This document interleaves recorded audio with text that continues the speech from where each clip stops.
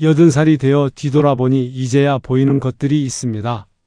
젊은 시절 저는 자식들을 위해 제 모든 것을 쏟아부었습니다.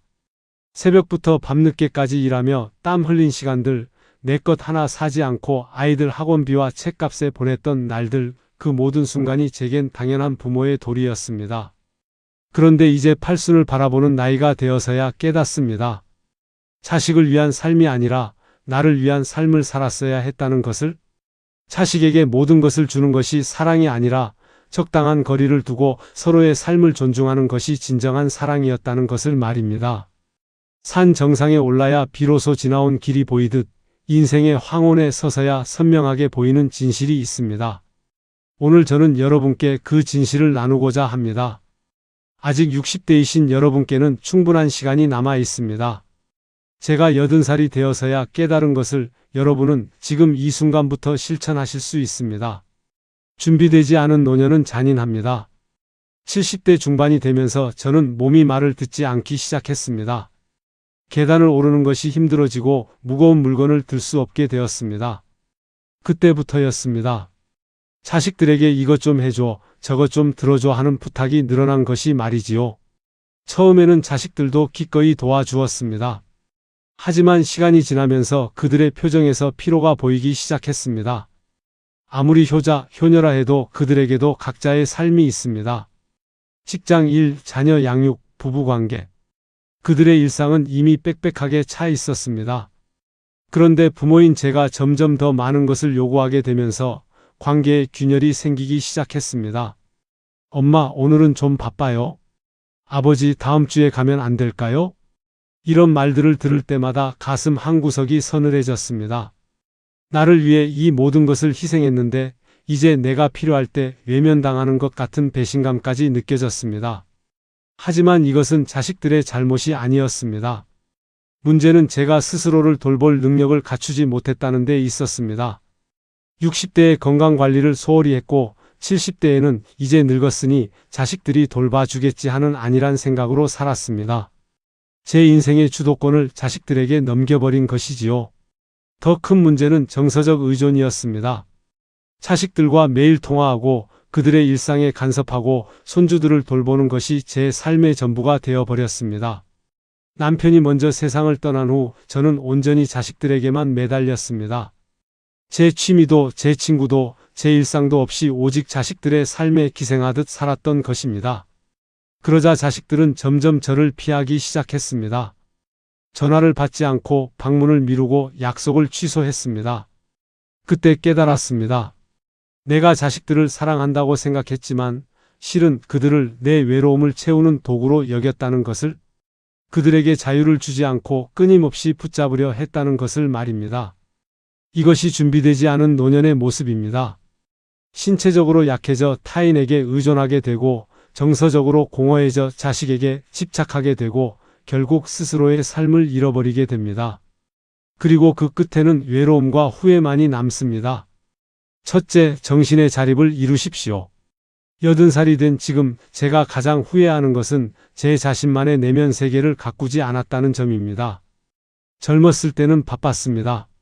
일하고 살림하고 아이들 키우느라 정신 없었지요. 그런데 그 바쁨이 끝나고 나니 텅 빈 공간만 남았습니다. 남편 없이 자식들 없이 혼자 남겨진 제 안에는 아무것도 없었습니다. 정신의 자립이란 무엇일까요? 그것은 혼자 있어도 외롭지 않은 내공을 기르는 것입니다. 책을 읽고 글을 쓰고 음악을 듣고 그림을 그리는 것. 이런 작은 취미들이 노년의 든든한 친구가 됩니다. 저는 75살이 되어서야 서예를 시작했습니다. 처음에는 서툴렀지만 붓을 들고 먹을 갈며 한 글자 한 글자 써 내려가는 시간이 제게 큰 위안이 되었습니다. 혼자만의 시간을 즐기는 법을 배우십시오. 아침에 일어나 차 한 잔을 마시며 창밖을 바라보는 시간, 산책하며 바람을 느끼는 시간, 좋아하는 드라마를 보며 미소 짓는 시간. 이런 소소한 일상이 쌓여 정신의 자립을 만듭니다. 자식들에게 전화하고 싶은 마음이 들 때 대신 일기를 쓰십시오. 손주들이 보고 싶을 때 대신 동네 도서관에 가서 책을 읽으십시오. 자식들의 삶에서 한 걸음 물러나 제 삶의 중심을 찾을 때 비로소 마음이 편안해집니다. 둘째, 관계의 정리를 단행하십시오. 나이가 들수록 관계는 정리해야 합니다. 모든 사람을 다 붙잡고 갈 수 없습니다. 특히 자식과의 관계에서 선을 그어야 합니다. 이것이 냉정하게 들릴 수 있지만 실은 가장 따뜻한 사랑입니다. 자식들에게도 그들만의 삶이 있습니다. 그들이 부모 없이도 잘 살아갈 수 있도록 훈련시키는 것, 그것이 진정한 부모의 역할입니다. 저는 78살 때 큰 결심을 했습니다. 자식들에게 더 이상 경제적으로나 정서적으로 의존하지 않겠다고 선언한 것입니다. 매주 찾아오라고 하던 것을 한 달에 한 번으로 줄였습니다. 매일 하던 전화도 일주일에 2~3번으로 줄였습니다. 처음에는 외로웠습니다. 하지만 그 빈자리를 제 취미와 친구들로 채워나갔습니다.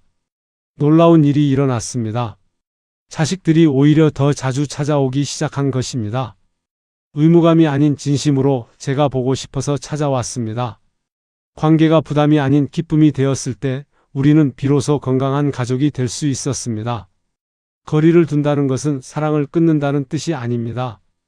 오히려 더 깊은 사랑을 위한 공간을 만드는 것입니다. 마치 나무가 자라려면 뿌리 주변에 공간이 필요하듯 관계도 숨 쉴 수 있는 여유가 필요합니다. 자식들의 결혼 생활에 간섭하지 마십시오. 손주 양육에 과도하게 개입하지 마십시오. 그들의 경제적 결정에 참견하지 마십시오. 그저 필요할 때 조용히 곁에 있어주는 것, 그것으로 충분합니다. 셋째, 몸의 근력을 끝까지 지키십시오. 80살이 되어 가장 뼈저리게 느끼는 것은 60대에 운동을 더 열심히 했어야 했다는 후회입니다.